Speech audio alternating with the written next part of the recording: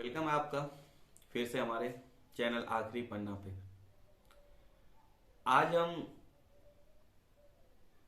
आखिरी पन्ना का एपिसोड 2 का शूटिंग कर रहे हैं। और अगर हम आज की शाम की अगर हम बात करें, काफ़ी सर्द शाम है, काफ़ी ठंडा भी है आज। और हम यहाँ पे इस एपिसोड का दूसरा वीडियो यहाँ पे शूट कर रहे हैं, यहाँ पे जिसमें हम आप लोगों को बताएंगे यहाँ पे इस नए जनरेशन के बच्चों के बारे में। बोलते हैं ना, इंसान को अक्ल दो वक्त ही होता है। एक जब एक इंसान बाप बन जाता है, और दूसरा जब बाप का साया सर से उड़ जाता है। ये दो वक्त है जब इंसान की है ना अक्ल खुलती है। तो चलिए आज इसी को यहाँ पे समझाएंगे हम, यहाँ पे आखिरी पन्ना के दूसरे एपिसोड में, जहाँ पे आप अच्छी तरह से समझ जाएंगे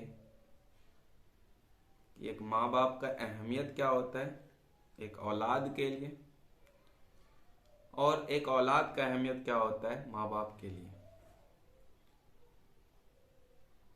तो हम बात करते हैं बराबर, है ना, कि जब एक औलाद एक माँ बाप का होनहार औलाद होता है तो माँ बाप को कितनी खुशी मिलती है ना। वहीं अगर हम दूसरे तरीके से बात करें, एक औलाद जब नालायक निकल जाता है तो एक माँ बाप को कितनी तकलीफ होती है। तो यहाँ पे जिस तरह हम बोलते हैं ना एक सिक्के के दो पहलू, तो कुछ इसी तरह के, बट दोनों जिंदगी का ही एक हिस्सा है, दोनों जिंदगी का ही एक पहलू है जिसको दो नजर से देखा जाता है ना, जिसको दो नजर से देखा जाता है। अगर हम यूं बात कहें, कौन नहीं चाहता, कौन नहीं चाहता कि एक माँ बाप लायक औलाद का हो, और एक माँ बाप ये चाहता है कि मेरा औलाद लायक हो। लेकिन वक्त वक्त की बात है, लेकिन वक्त वक्त की बात है, ये वक्त ही हर एक चीज को डिसाइड करता है कि हम इस वक्त को जो मुझे मिला है इसको कैसे गुजारते हैं, है ना, कैसे गुजारते हैं। ये वक्त मेरा गुजरता कैसे, इस लम्हे का इंपॉर्टेंस कितना है मेरे लाइफ में,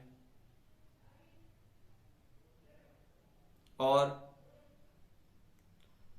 ये जो इंपॉर्टेंस की जब हम बात कर रहे हैं, जब तक एक इंसान समझ नहीं लेता है तब तक वो इंसान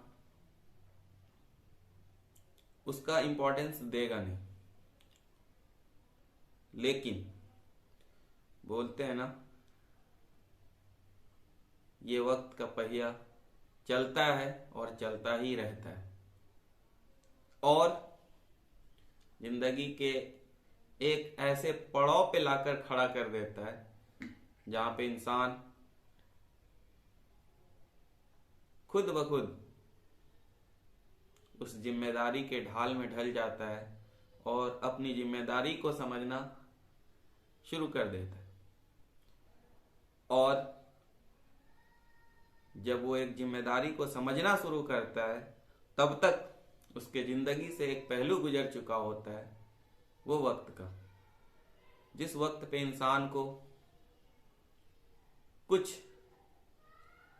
अच्छा करने के लिए सोचना था, जिस वक्त इंसान को कुछ नया करने के लिए सोचना था, वो तो गुजर गया। अब जो वक्त बचा वो जिम्मेदारियों के बोझ के तले गुजरेगा। ये उसकी जिम्मेदारी उसको हर वो चीज कराएगी जिसे हम लोग